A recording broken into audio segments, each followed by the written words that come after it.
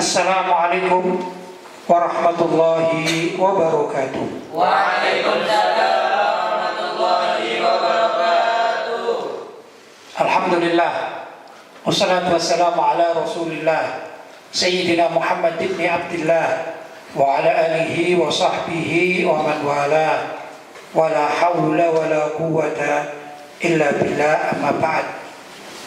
Ikhwani rahimakumullah, malam hari ini kita bersyukur kepada Allah Subhanahu wa taala yang Allah senantiasa memberikan kesehatan bagi kita dan juga mengumpulkan di tempat yang sangat mulia ini dalam rangka hadir majlis taklim di Pesantren Ribat Al-Murtadha Singosari Malang. Mudah-mudahan majlis taklim kita ini benar-benar mendapatkan kucuran barokah dari Allah Subhanahu wa taala dan juga kiriman fuyudot, pemberian-pemberian yang banyak serta maghfirah di bulan suci Ramadan dari Allah SWT untuk kita semua.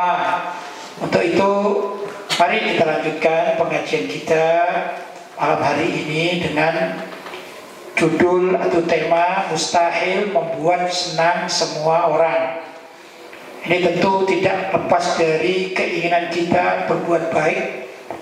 Namun tidak mungkin seseorang itu berbuat baik kemudian mendapatkan pujian dan support dari semua orang, apalagi di zaman sekarang.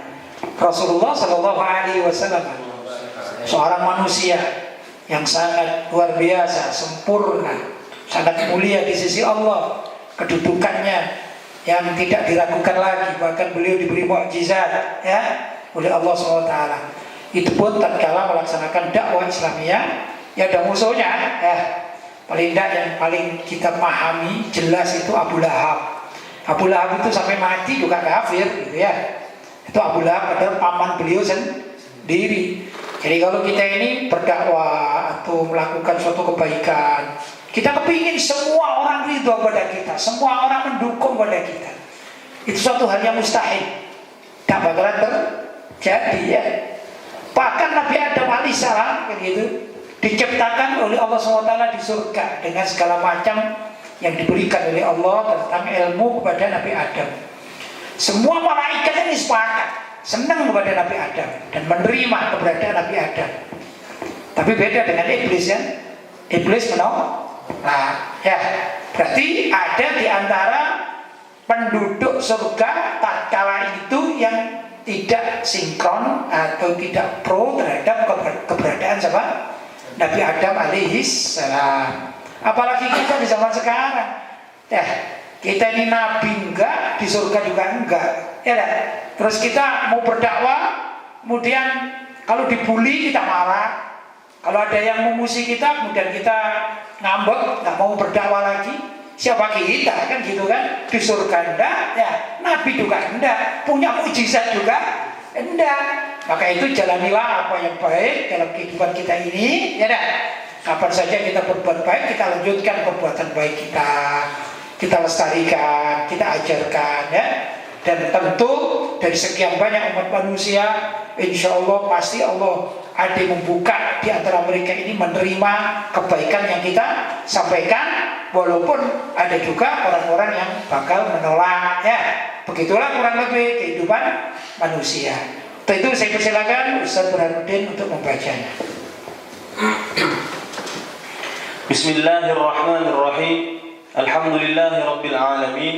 Wassalatu wassalamu ala asyrafil anbiya'i wal mursalin Sayyidina Muhammadin wa ala alihi wa sahbihi ajma'in, amma ba'd. Mustahil membuat senang semua orang. Karya Kiai Haji Lutfi Basri. Imam Syafi'i radhiyallahu anhu berkata kepada Yunus bin Abdul A'la, andai kata engkau berusaha sekuat tenaga ingin menyenangkan semua orang, maka tidak ada jalan bagimu. Maka ikhlaskan amal dan niatmu karena Allah Subhanahu wa taala. Ya, ini luar biasa. Ini nasihat Imam Syafi'i ya radhiyallahu taala anhu. Katanya, andai kata kalian ini ingin berbuat baik, berusaha keras untuk menyenangkan semua orang yang kalian temui, tapi dengan berbuat baik ya. Bahkan ini misalnya kalian punya harta ya, taruhlah Ustaz misalnya 1 miliar gitu ya, kepikir menyenangkan orang. Saya katakan saja lah, ini saya hidup di Singosari, saya punya uang 1 miliar ya, saya bagi satu persatu di rumah orang di Singosari ya, saya harap mereka semuanya senang pada saya. Saya sampaikan kebaikan agama, kira-kira saya bisa mendapatkan orang Singosari semuanya senang pada saya? Belum tentu. Apalagi kalau begini misalnya, saya berbuat adil ya, berbuat adil. Kemarin saya contohkan, ini ada Ustadz Dadi dengan Ustadz Burhan misalnya ya, Ustadz Dadi di satu rumah bersama dengan 10 orang, yaitu mulai ibunya misalnya, kalau sudah menikah ada istrinya, ada anaknya, ada adiknya, pokoknya satu rumah ini 10 orang. Ustadz Burhan satu rumah 5 orang, satu rumah ini 5 orang ya dah. Saya ngerti, oh tentu kalau saya memberi Ustadz Burhan 1 juta, berarti saya harus memberi Ustadz Dadi berapa? 2 juta, karena perimbangannya kan begitu ya dah. Ini cuma satu rumahnya 5 orang, ini 10 orang. Perasaan saya dengan demikian, saya berbuat adil, betul kan? Contoh lain misalnya, kalau saya punya anak yang satu gemuk, yang satu kurus ya, maka yang gemuk ini minta belikan baju, yang kurus juga minta belikan baju. Yang satu gemuk besar lagi, atau ukurannya XL, sedangkan yang paling kecil ukurannya S. Kira-kira orang jualan ini, jualan baju, harga yang nomor S dengan XL itu sama atau mahalnya XL? Mahal XL ya. Saya sebut XL harganya 150, sedangkan yang S harganya 100. Maka saya harus mengeluarkan demi keadilan, belikan si kakak yang gemuk ini dengan uang 150, sedangkan si adik dengan uang 100. Itulah keadilan. Keadilan tidak harus sama ya, keadilan tidak harus sama nilai nominalnya gitu. Cuma masalahnya manusia kan beda. Kata Ustadz Burhan, lu kawanku dikasih uang 2 juta, aku cuma dikasih uang 1 juta. Wah, gak adil itu. Padahal terima duit itu dikatakan dah. Ya, ada saja yang demikian ini dicontohin ya. Pasti ada orang demikian. Jadi kalau kita ingin mengharapkan keriduan semua orang, walaupun saya harus mengeluarkan uang, ya dibagi-bagi uang, belum tentu mendapatkan keriduan semua orang dengan porsi yang sama. Jelas? Dengan porsi yang sama ya dah. Tadi kakak beradik, ada kakak beradik itu yang memang baik-baik, dua-duanya baik, yang menerima. Maklum kakak itu kan gemuk, harganya apa? Harganya bajunya 150 ya maklum. Sedangkan aku ini kurus, jadi aku cukup mendapatkan baju yang harganya 100 ya. Itu karena dua-duanya baik, terima, alhamdulillah, ini bagus. Tapi ada kadang-kadang kakak beradik ini yang saling iri itu.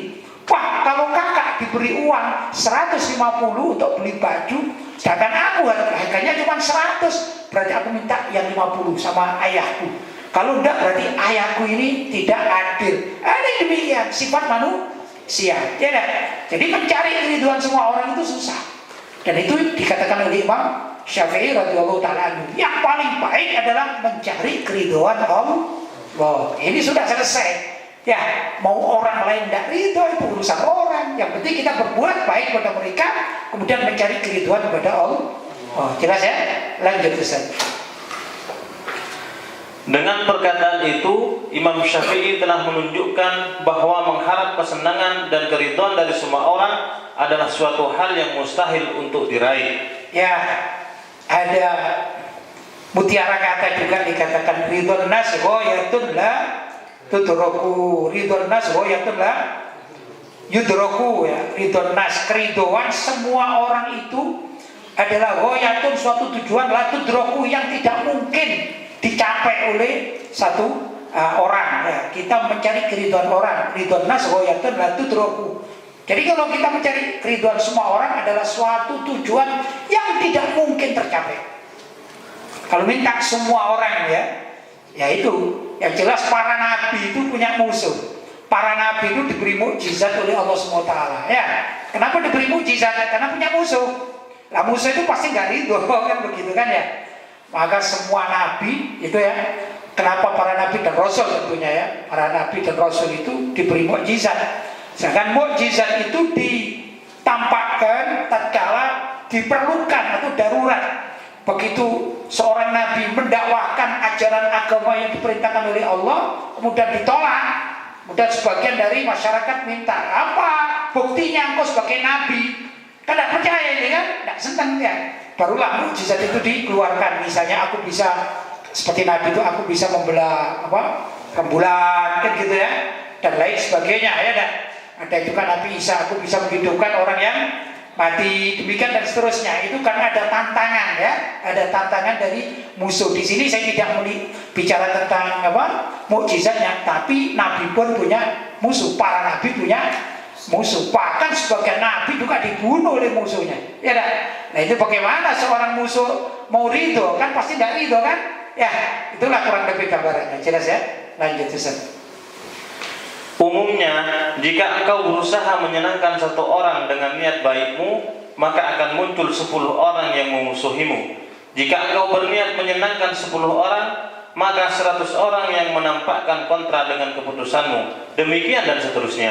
Nah ini ya, jadi kalau kita ini niat baik kepada satu orang, misalnya saya punya peci, peci ini bagus, ya saya senang. Misalnya kebetulan Ustaz Hadi ini pecinya ada lubang, ya saya niat baik, nggak mikir yang lain-lain. Duh kasihan Ustaz Hadi, sudahlah saya kasih peci saya ini Ustaz ada peci bagus Ustaz.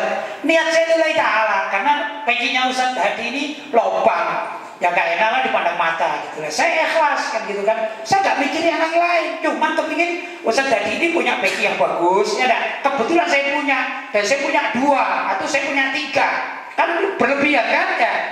Maka saya kasih Ustaz, saya hadiah peci. Kan niat baik saya. Bahkan saya waktu memberi itu gak berpikir apa-apa, kecuali saya bilang insya Allah saya niat ini minta keridhaan dari Allah, mudah-mudahan Allah menerima. Itu dalam hati saya ya. Tapi yang melihat ini mengatakan enak itu dikasih, aku udah pernah dikasih, ya dah. Ini bisa 10 orang seperti itu, padahal gak ada urusannya sama saya ini. Ya, saya kan cuma hubungan masalah ini ya, contoh. Saya yang hubungan dengan Ustaz Hadi, bukan Ustaz Hadi datang ke saya gitu ya. Assalamualaikum, waalaikumsalam. Sudahlah urusan biasa saja lah, urusan ngobrol biasa. Cuman saya lihat pecinya Ustaz Hadi itu lubang, gak bagus. Saya punya peci 2 atau 3, saya kasih hadiah, kan selesai urusan saya kan. Ternyata kalau Ustaz Hadi pergi ke kawan-kawannya tanya apa, loh kok baru? Ya alhamdulillah saya dapat dari kiai. Kok saya gak dikasih nih gitu. Ini sifat manusia. Jadi kalau kita memberi 1 orang, biasanya yang iri 10 orang. Kalau misalnya kita bagi 10 orang ini, saya kasih satu. Di luar sana ada 100 orang. Wah itu cuma murid-muridnya saja dikasih. Itu katanya baik hati. Begitu dan seterusnya. Saya kasih 1 Singosari ini misalnya, dengan hal yang sama gitu. 1 Malang Raya yang bisa berprotes. Ya dah. Begitulah gambarannya. Jelas ya? Baik, lanjut Ustaz. Namun jika engkau tinggalkan semua orang, lantas engkau hanya berusaha menyenangkan Allah Subhanahu wa Ta'ala, yaitu dengan cara beramal dan berjuang untuk mencari keridhaan-Nya, niscaya Dialah Allah yang akan mencukupi segala urusanmu dan mengabulkan semua harapanmu. Ya, kalau standar saya jadi manusia yang senang pada saya tadi itu sudah. Tapi kalau misalnya saya tidak ngurusi orang mau bicara apa, saya kepingin sedekah sama Ustaz Hadi, kepingin aja, senang aja. Ya, oh ini Ustaz bisa pakai ngaji. Kalau saya memberikan peci, maka pecinya akan dipakai mengaji dan saya akan dapat pahala juga. Kalau Ustaz Hadi sholat, peci yang dari saya, gitu ya. Peci dari saya akan dipakai sholat, berarti saya sudah membantu Ustaz Hadi yang beribadah kepada Allah. Berarti Allah akan ridho pada saya. Ya, saya gak ada urusan orang ngomong apa, gak ada urusan. Gak peduli saya, gak terpengaruh gitu. Maka Allah lah yang mencukupi. Ya, jadi orang lain gak perlu tahu, tapi Allah lah yang akan mencukupi. Begitu Ustaz. Ini bisa terwujud. Kalau tujuan kita seperti itu, ingin ridho dari Allah, bisa terwujud. Tapi kalau tujuan kita mencari keridhaan semua orang, itu suatu hal yang mustahil terwujud. Jelas Ustaz ya? Lanjut. Berjuang menegakkan syariat Islam di NKRI demi mengatur semua lini kehidupan umat yang sesuai dengan aturan Allah dan Rasulnya serta ijtihad para ulama, pasti ada pihak-pihak yang mendukung seperti para aktivis muslim yang taat syariat dan kontra maksiat. Namun jangan heran jika akan bermunculan pula pihak-pihak yang rajin menolaknya, bahkan hingga menyerang pribadi para pejuang syariat. Misalnya orang-orang kafir non-muslim, kaum munafik, para pelaku kemaksiatan dan kaum sekuler liberal, sekalipun mengantongi KTP Islam. Ya, kalau kita bicara Indonesia ini ya, misalnya ini para pejuang ya, seperti orang-orang pesantren, orang-orang ya, para ustadz, para ulama yang mengerti betul bahwa tatbiqus syariah, apa itu pelaksanaan syariat itu sangat perlu di muka bumi ini. Kalau kita di Indonesia kan begitu ya. Maka kalau kita berupaya bagaimana agar syariat Islam ini bisa terwujudkan sesuai dengan aturan yang baku gitu ya. Kalau kita biasanya kita katakan bahwa gimana caranya agar NKRI atau Negara Republik Indonesia ini berbalut syariat atau berbingkai syariat. Kan tidak apa-apa gitu ya kan. Haji aja diatur pemerintah, itu sejak lama kan. Haji diatur pemerintah, ya kan. Berarti pemerintah Islam itu tidak alergi terhadap syariat, walaupun itu sebagian ada hukum pernikahan, ya itu juga diatur pemerintah. Hukum waris juga ada diatur pemerintah. Berarti pemerintah ini sejak lama itu sebenarnya tidak terlalu alergi terhadap syariat. Tinggal untuk meluaskan gimana itu kalau bisa. Misalnya aturan Fathul Mu'in. Fathul Mu'in itu kitab yang sebagai rujukan warga Nahdlatul Ulama khususnya, atau warga Mazhab Syafi'i yang hidup mayoritas di Indonesia itu kan dibaca. Kalau saya berharap atau mudah-mudahan bisa ya, gimana kira-kira buku atau kitab fikih Fathul Mu'in itu bisa diterapkan di Indonesia secara legal formal. Maka ini perlu diperjuangkan ya kan. Nah, kalau bisa misalnya anggota DPR itu semuanya mengerti Fathul Mu'in, ya dah. Maka mereka tatkala akan memproduk suatu hukum di Indonesia ini, hukum itu tidak bertentangan dengan kitab Fathul Mu'in. Paling tidak demikian ini gambaran. Cuman orang yang punya pemikiran seperti itu, ya itu banyak penentangnya. Yang pro adalah orang yang sedang syariat, orang yang sedang ibadah, ya. Misalnya masjid-masjid ini dilindungi, ya dah, dan lain sebagainya. Maka yang ahli masjid akan senang, ya dah. Ada aturan misalnya sekeliling masjid, misalnya saja ada aturan di sekitar masjid 500 meter dari masjid tidak boleh orang jualan minuman keras misalnya. Itu kan bagus, ya dah. Berarti apa? Melindungi masjid dari kemaksiatan minum bir atau minuman keras, mabuk-mabuk, kan begitu ya. Sudah, kalau itu diterapkan, yang senang ke masjid pro. Wah, alhamdulillah sekarang ada aturan pemerintah bahwa 500 meter kanan kiri dari masjid tidak boleh ada orang jualan bir misalnya. Senang nggak kira-kira di masjid? Senang. Tapi para penjual atau yang punya pabrik minuman keras senang apa tidak senang? Mesti musuh. Ya, mesti tidak suka. Karena apa? Bertentangan dengan keinginan mereka, begitu dan seterusnya. Nah, kalau tatbiqus syariah di Indonesia ini akan diberlakukan, maka yang menolak antara lain ini tatbiqus syariah Islamiyah ya, yaitu orang-orang yang tidak muslim, ya dah, yang keberatan terhadap aturan ajaran Islam. Kemudian orang-orang munafik. Namanya munafik itu adalah orang yang pura-pura menampakkan keislaman padahal hatinya tidak muslim. Maka mereka akan melakukan gerakan-gerakan di bawah tanah untuk membatalkan aturan syariat tersebut atau aturan pemerintahan yang berbingkai atau berbau syariat, bernilai syariat. Kemudian juga para pelaku kemaksiatan, kalau tadi ya tukang minum, tukang mabuk pasti tidak senang, ya dah. Kenapa? Jadi sulit dong kalau mau cari bir atau cari minuman keras, ya dah. Kenapa? Ada aturan tidak boleh berapa jauh, tidak boleh sekitar masjid berapa tadi 500 meter, misalnya begitu. Kemudian juga orang-orang sekuler. Orang sekuler adalah orang-orang yang biasa memisah-misahkan antara kehidupan agama dengan kehidupan kenegaraan, politik. Kata mereka politik ya politik, agama ya agama. Jangan campur aduk. Itu beda-beda. Nah, ini orang sekuler. Dan juga orang-orang liberal. Orang liberal adalah orang-orang yang mengaku muslim di sini bab ini, tapi pikirannya liberal, tidak mau diikat oleh syariat. Ya dah.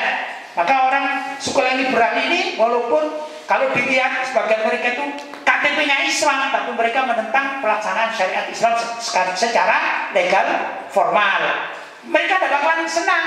Yang ridho adalah orang-orang yang senang syariat, yang musuh adalah orang-orang yang anti syariat. Begitulah kurang lebih. Lanjut Ustaz. Karena upaya memuaskan seluruh masyarakat Indonesia itu pasti tidak akan bisa terwujud. Maka yang terpenting bagi para pejuang syariat haruslah tetap istiqomah memperjuangkan, memberlakukan syariat Islam secara konstitusional di NKRI. Namun disertai dengan hati yang ikhlas dan semata-mata hanya mencari ridha Allah dan Rasulnya. Ya, kalau kita ingin tadi mencari kepuasan atau kesepakatan semua masyarakat Indonesia, muhal terjadi, mustahil terjadi. Tapi kalau kita berjuang, apapun yang kita lakukan, walaupun minimal dengan lisan kita, dengan tulisan kita, syukur-syukur kalau kita bisa memberikan masukan-masukan kepada orang-orang yang mempunyai kekuasaan. Kita minta kepada mereka agar tatbiqus syariah, pelaksanaan syariat di Indonesia ini bisa digaungkan lagi, atau syukur-syukur seperti yang terjadi pada Piagam Jakarta, ya dah, melaksanakan kewajiban melaksanakan syariat bagi pemeluk agamanya, gitu ya.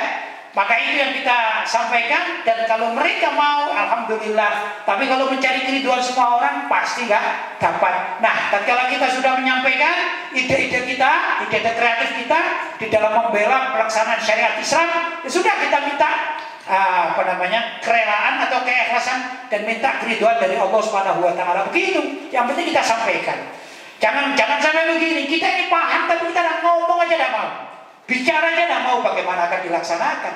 Kita mempelajari fikih, misalnya ya, fikih di pondok-pondok pesantren ya, bahkan di ormas-ormas Islam. Kan semua tahu kan, kalau saya tanya Ustaz, ya.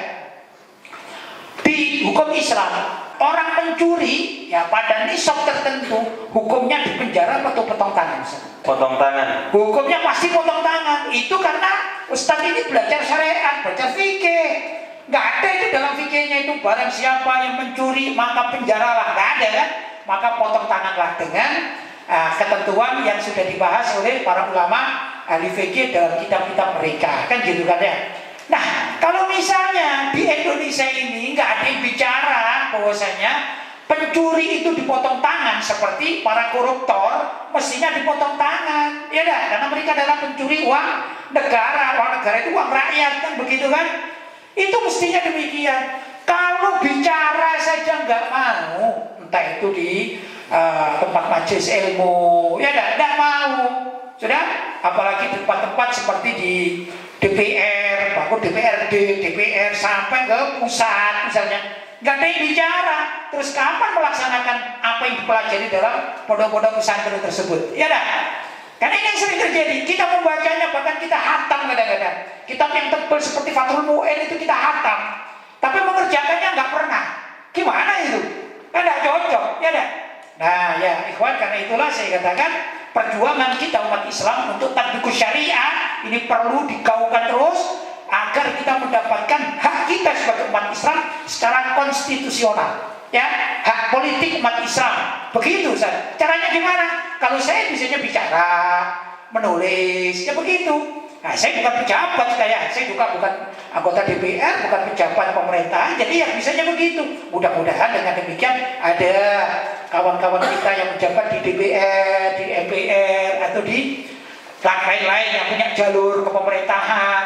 Ada juga saudara-saudara kita yang jadi menteri yang pernah mengaji kitab fikih, ya enggak? Paling tidak yang bermadzhab Imam Syafi'i atau imam-imam lain ya, yang mengatakan misalnya potong tangan itu wajib. Nah, jangan sampai koruptor-koruptor itu baru 1 tahun sudah dibebaskan Ustaz. Ya, penjara dan menyelesaikan masalah itu. Kan gitu kan? Coba diterapkan syariat Islam. Misalnya tangkap aja 10 koruptor, potong tangan, kira-kira insya Allah tahun berikutnya nggak ada koruptor. Ya dah, begitu. Tapi kan nggak pernah diperlakukan ini. Padahal sudah jelas ini. Pelakunya muslim kadang-kadang. Pelakunya muslim, hakimnya muslim. Ya dah, yang menjebloskan penjara juga muslim, tapi tidak melaksanakan syariat. Akhirnya apa? Ya tinggal kitabnya saja dibaca, tapi tidak pernah dipraktekkan. Sayang kan?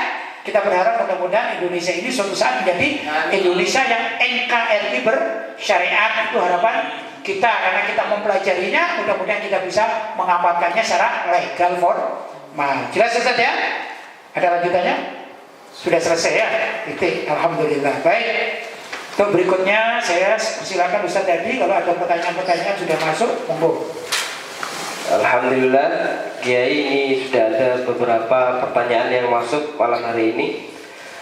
Pertanyaan pertama dari hamba Allah dari Kota Malang. Baik. Assalamualaikum warahmatullahi wabarakatuh. Waalaikumsalam warahmatullahi wabarakatuh. Kiai mau tanya, maksud dari hadis berikut ini bagaimana? Nabi SAW bersabda, Ij'alu akhir salatikum bil-laili witran. Yang artinya, jadikanlah akhir salat kalian di malam hari dengan salat witir. Hadis riwayat Imam Bukhari Muslim. Baik, itu hadis yang berlaku umum.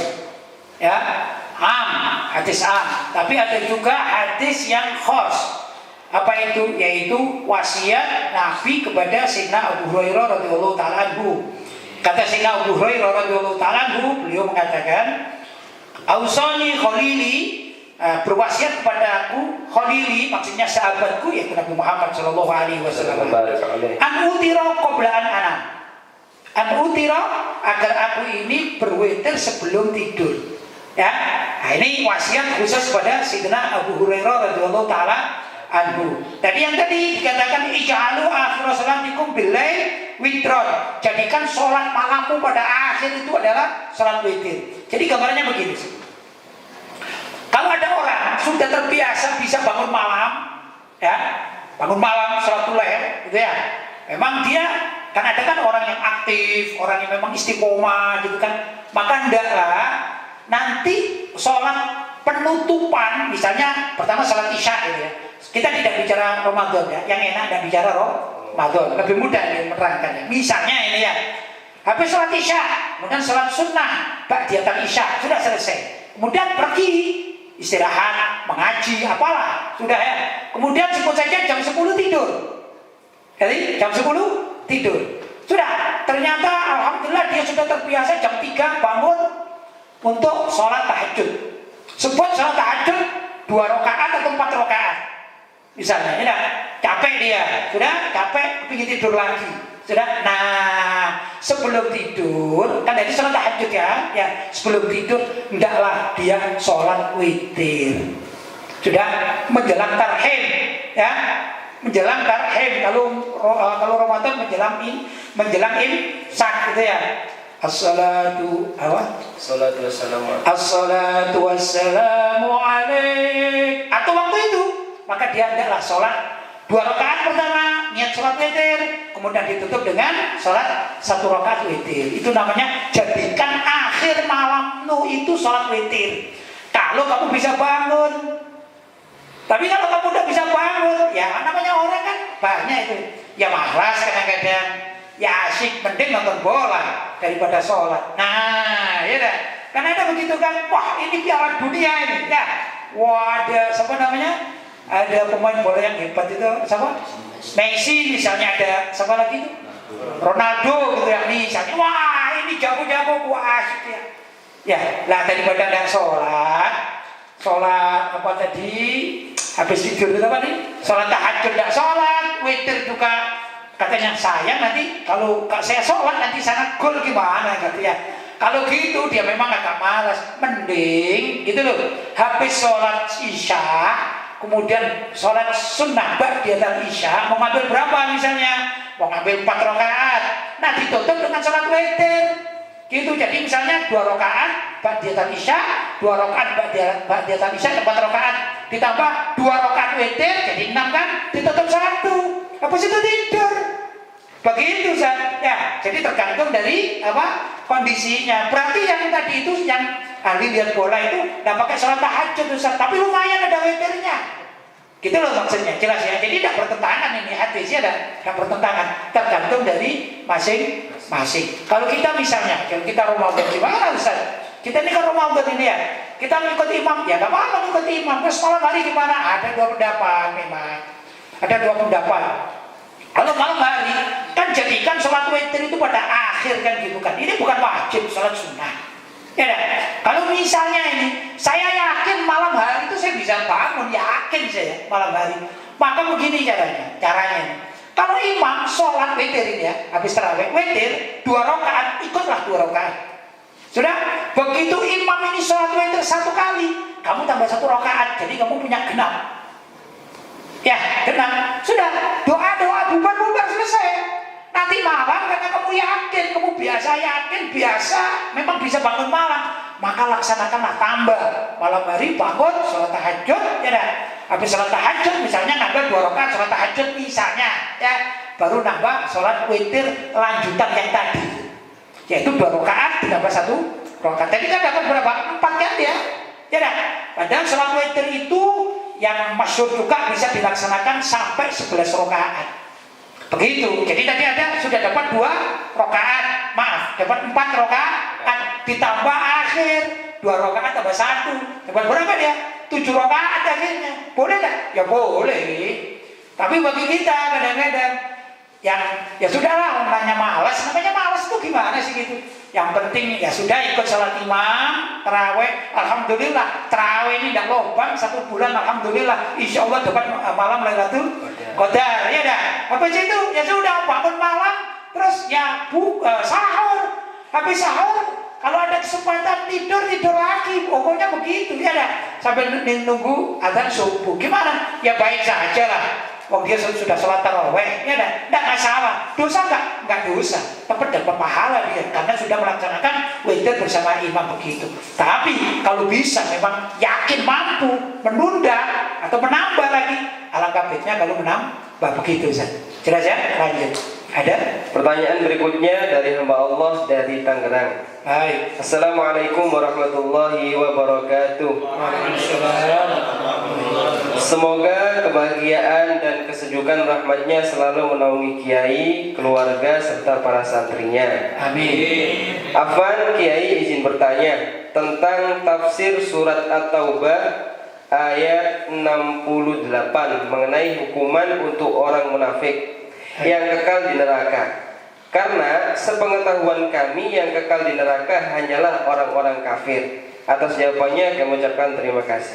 Baik, ya bagus pertanyaannya. Cuman mungkin kita itu kalau bisa jangan menghukumi sesuatu dengan sepengetahuan kita, gitu ya. Karena kadang-kadang kita juga kurang bacaan, gitu ya. Contoh begini, Ustaz. Ada orang kurang bacaan. Misalnya sekarang ini kan nasional ini kan sudah ada peraturan ya.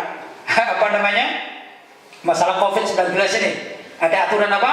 Wilayah zona merah, orang harus isolasi di rumah atau di lockdown, kan begitu kan ya? Yang zona hijau masih boleh beraktivitas normal, kan begitu kan? Misalnya ini, itu aturan sudah dikenal masyarakat. Tiba-tiba anggap aja saya lah gitu ya. Saya dianggap sebagai tokoh masyarakat, kepingin bikin sesuatu gitu. Cuman saya umumkan gini, saudara-saudara, ketahuilah, sekarang saya mengusulkan kepada pemerintah agar di zona merah memang kalau ada itu lockdown saja dan isolasi saja. Sedangkan di zona hijau kita tetap untuk melaksanakan kegiatan secara normal. Kira-kira kan diketahui. Itu kan sudah kemarin, sudah sebulan yang lalu diumumkan, ya kan? Nah, kenapa? Ya saya kurang bacaan sehingga saya hukumi sesuatu sesuai dengan pemahaman saya. Padahal saya nggak baca ini. Padahal di masyarakat sudah paham semuanya. Inilah ijtihad saya. Jadi ketawain lah, kira-kira ya, diketawain sama orang. Nah, kalau bisa kita bertanya atau kita memahami sesuatu itu jangan dengan pemikiran kita. Setahu saya, ya yang di neraka jahanam itu cuma orang kafir saja. Enggak, orang munafik sama. Ya, orang munafik itu apa sih? Orang munafik adalah orang kafir yang pura-pura masuk Islam, hatinya tidak muslim, pura-pura. Artinya apa ini demikian? Ya sudah, itu adalah orang munafik. Itu fitril asfali minan nar. Khalidina fiha. Dia ini di kerak neraka dan dia selama-lamanya di sana. Terus gimana dengan hadis Nabi ayatul munafik? Oh, begini loh. Beda ya. Tanda-tanda kemunafikan bukan berarti orang itu pasti munafik, tidak. Beda. Orang munafik dengan tanda kemunafikan itu beda. Saya katakan ya, orang munafik ya memang dia bukan muslim. Orang munafik itu bukan muslim, dia kafir cuma menampakkan keislaman. Ya. Nah, sekarang ada orang yang suka berbohong, tapi dia muslim. Ini seperti orang munafik, perhatian, hati-hati loh ya. Kalau kamu suka bohong, sifatmu seperti orang munafik. Bukan berarti kamu itu langsung munafik, kamu di neraka jahanam, nggak begitu. Gitu ya. Nah, seperti juga gini, kesenangan orang ahli neraka kan gitu. Senangnya orang ahli neraka itu adalah mencuri, kan betul kan? Ya. Tapi apakah setiap orang pencuri pasti masuk neraka? Nah, kalau dia bertobat dan diampuni oleh Allah? Ya, nah, maksudnya begini, hati-hati. Kalau kamu suka mencuri, orang yang suka mencuri biasanya ini jalurnya ke neraka. Tapi bukan pasti, tergantung Allah Subhanahu wa Ta'ala. Jadi begini, jelasnya. Kalau ayatul munafiki, ayat tanda-tanda kemunafikan ada 3. Apa itu? Idza hadatsa kadzaba. Kalau dia ini berbicara suka berbohong, ya. Padahal orang Islam banyak berbohong kan, banyak orang Islam berbohong itu ya. Tak berbohong kepada orang tuanya, ya, berbohong kepada anaknya, berbohong kepada istrinya, berbohong kepada teman-temannya, kan gitu kan. Takut ketahuan, misalnya begini, misalnya Ustaz ya. Saya nggak tahu, ini kan minuman punya saya. Pas saya nengok ke sana sama Ustaz diminum. Terus saya, loh, kok apa siapa ini? Kamu tahu nggak? Kok saya nggak tahu misalnya. Kan berbohong. Apakah langsung sepakat demikian? Kamu munafik di neraka? Ya enggak lah. Jelas ya? Itu tanda-tanda hati-hati. Kalau hati-hati tadi ya, yang minum ini dan minta maaf, hati-hati loh ya, punya sifat kemunafikan loh, itu sifat namanya. Jelas ya? Tapi orang munafik itu adalah orang yang akan menempati neraka jahanam. Ya, selama-lamanya khalidina fiha, karena dia bukan muslim. Jelas? Begitu Ustaz. Ini dalam ayat innal munafiqina fi darkil asfal minan nar wa lan tajid lahum nasira. Ya.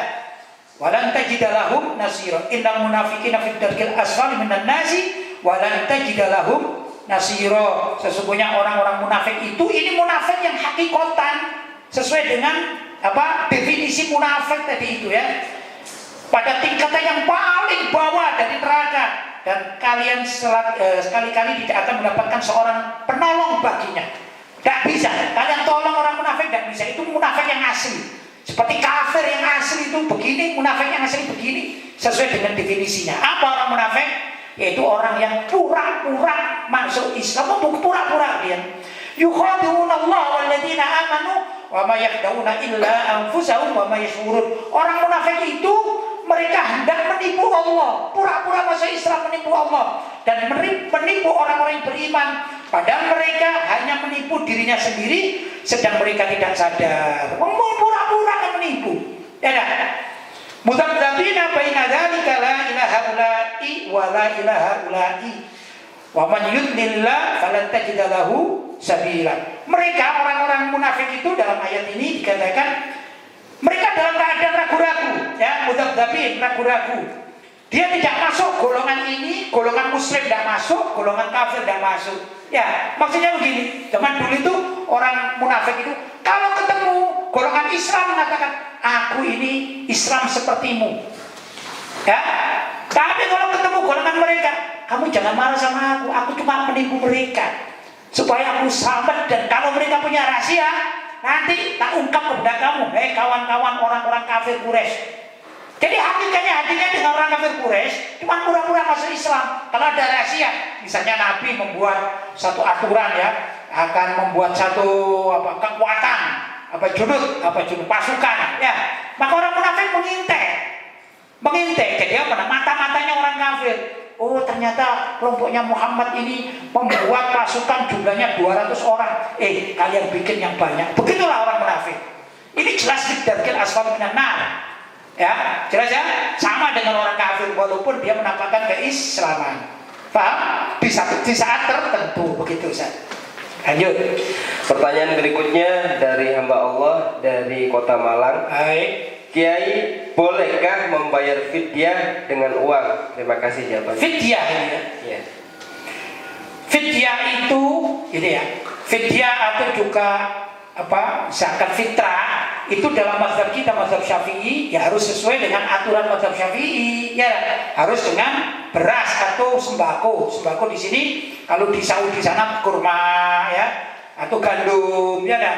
Mungkin ada wilayah-wilayah itu yang pernah saya tahu setiap hari makannya sagu, maka di situ dihitung sagu kan gitu ya. Kalau kita di Jawa sinilah, paling tidak orang Indonesia makannya beras, kan begitu ya. Ya harus beras, itu mazhab kita yang harus kita pegang. Jadi jangan diuangkan begitu Ustaz. Ya, setahu saya di dalam fikih-fikih begitu, termasuk zakat fitrah, jangan dipermudah ya, karena nanti daripada tidak sah kan sedih kita ini, kita sudah berat-berat mengeluarkan fidyah kita tapi tidak sah. Ya sudah, keluarkan dengan apa tadi?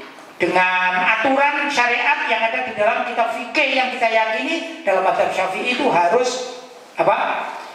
Sembako, bukan sembako, makanan pokok namanya, makanan pokok ya. Kalau sembako kan minyak bisa, ini tidak, makanan pokok maksudnya di situ adalah kalau kita beras atau gandum di wilayah-wilayah negara-negara yang memang setiap hari makannya gandum kan gitu ya, atau kurma. Kalau di Arab sana dulu kurma juga bisa dipergunakan untuk bayar fidyah. Begitu Ustaz. Baik, lanjut. Pertanyaan berikutnya dari hamba Allah. Assalamualaikum warahmatullahi wabarakatuh. Waalaikumsalam warahmatullahi wabarakatuh. Pak Kiai yang saya hormati, saya mau nanya Pak Kiai, begini, apakah setelah sholat jamaah Jumat ada sholat duhur? Karena ada teman saya yang melaksanakannya. Jika ada, berarti saya seumur hidup belum pernah melakukannya. Demikian matur nuwun Pak Kiai. Begini ya, sholat Jumat itu kan wajib berjamaah. Kalau menurut mazhab Syafi'i dan mazhab yang paling masyhur di kalangan para ulama, mazhab-mazhab yang lain itu yang paling masyhur adalah harus ada jamaah 40 orang. Sudah di masjid itu kalau penuh dan lebih dari 40 orang ya sudah selesai ya dah. Sah syaratnya ini sudah terpenuhi. Nah, ada sebagian masjid ya, bahkan masjid yang jamaahnya ini nggak cukup, mungkin di perumahan, mungkin nggak cukup, ya kan? Maka secara ikhtiyaton dia tetap melaksanakan sholat berjamaah Jumat atau Jumatan kata orang Jawa. Kemudian i'adah itu sholat ad-duhur, harus mengulang sholat duhur, ya kan? Jadi bukan di semua kalangan, tidak. Pertama, umat Islam itu kalau sudah melaksanakan sholat Jumat dan syarat rukunnya ini sesuai, maka tidak wajib mengulanginya. Tapi tatkala ada syarat dan rukunnya tidak terpenuhi, ya dah, syaratnya lah tidak terpenuhi, maka dia wajib i'adah sholat duhur, ya dah, begitu. Mungkin kawannya ini tatkala sholat Jumat, ya, melihat oh jumlahnya nggak sesuai, itu satu, ya. Atau kadang-kadang begini, imamnya tidak fasih, dia merasa fasih, misalnya kori juga korinya kori nasional lagi ya, misalnya gitu.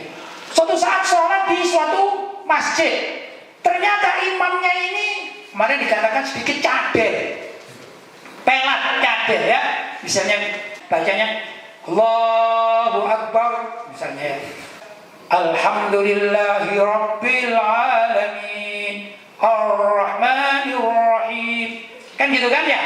Dia ngerti ini, dia kori nasional, dia ngerti.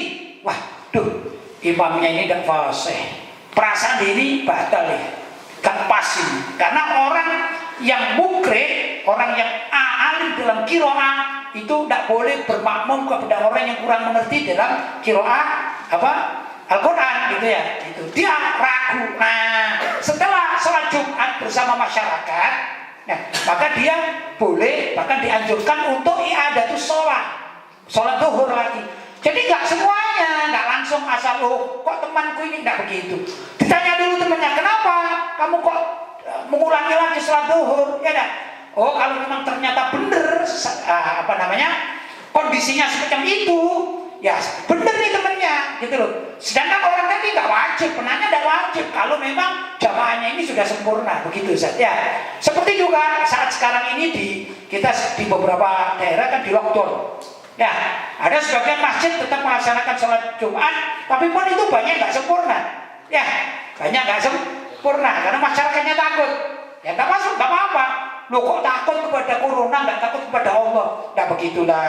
Kita saja kalau ada macan, kita juga lari kan? Ya dah. Apa berarti nggak takut? Oh, ini kamu takut pada macan, nggak takut pada Allah. Ya sudah, kalau kamu ikhlas masuk aja kandang macan gitu. Bukan begitulah maksudnya takut ya. Kadang sama hantu aja kita takut, betul? Kalau kita sendirian gitu, kemudian ada hantu pocong misalnya, atau hantu apa saja, takut tidak lari, tidak? Itu bukan, oh berarti kamu takut sama setan, kamu kafir, kamu nggak takut sama Allah, nggak begitulah. Takut macam-macam, tidak. Khauf itu macam-macam betulnya. Ringkas cerita, saya tidak bicara itu ya. Tapi misalnya di zona merah, masjidnya nggak sempurna ya, karena masyarakatnya nggak ada yang datang, misalnya, memang biasanya di 100, cuma yang datang cuma 30, tetap melaksanakan sholat Jumat, cuma kan 30, syaratnya belum terpenuhi 40, maka adalah semua ini setelah melaksanakan sholat Jumat dengan 30 orang jamaah, ya dah, maka adalah dia sholat duhur, ya. Atau mungkin begini, ada orang yang merasa takut dengan corona ini, nggak apa-apa, boleh kalau takut dengan corona itu boleh, ya.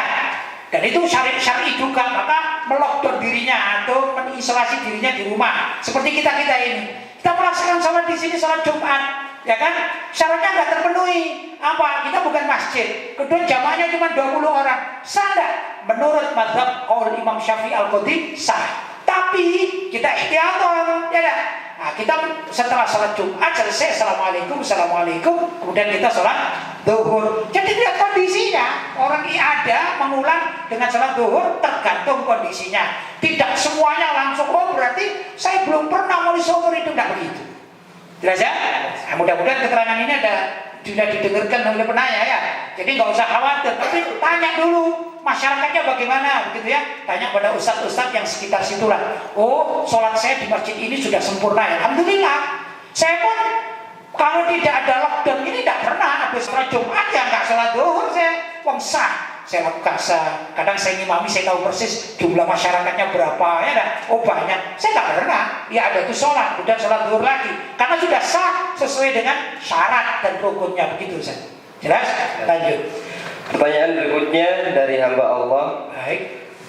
Mau tanya Kiai, kakak saya kan sudah meninggal 2 bulan yang lalu. Waktu sakit dia bilang ingin melaksanakan akikoh untuk dirinya sendiri. Apa boleh kita melaksanakan dengan harta kakak yang ada? Terus sisa harta apa boleh saya sedekahkan ke masjid, pondok dan panti asuhan? Baik, pertama ini sang kakak belum mengakekai, belum diakekai oleh orang tuanya tatkala bayi, gitu ya. Tatkala balita dulu belum diakekai, dia sadar ya. Saya kepingin mengakekai diri saya sendiri, saya punya uang, alhamdulillah. Belum melaksanakan akekah, keburu wafat, gitu ya. Gampangnya boleh. Maka ahli waris hendaklah bijaksana ya, karena bagaimanapun juga ini harta ini kan asalnya milik mayit ya, milik jenazah. Maka dikeluarkan sesuai dengan kepentingan jenazah tersebut. Bila mana jenazah itu punya hutang ya disalurkan dari uangnya. Kalau ini bukan hutang pada masyarakat, ini dalam kutip hutang pada Allah ini ya, untuk melaksanakan akikah, maka adalah diambilkan dari uang milik jenazah itu untuk mengakikai si jenazah. Agar apa? Agar amal ibadah si jenazah ini bisa bermanfaat bagi si jenazah sendiri di akhirat, kan begitu ya dah. Karena akikah ini tergantung dengan penggunaan amal ibadah bagi pelakunya. Kalau belum diakikai sulit untuk dimanfaatkan. Jadi orang itu al-mauludu murtahanun bi aqiqatihi, gitu ya. Kurang lebih begitu. Setiap kelahiran itu tergadaikan dengan akikohnya. Jadi kalau ada orang sudah beramal ibadah buahnya, itu ibarat orang punya mobil. Saya misalnya punya mobil yang harganya 300 misalnya ya, sebut saja Innova baru 350 misalnya ya. Saya beli, satu hari saya bawa pulang, tapi saya bagaimana ya, perlu uang, saya gadekan saja lah misalnya.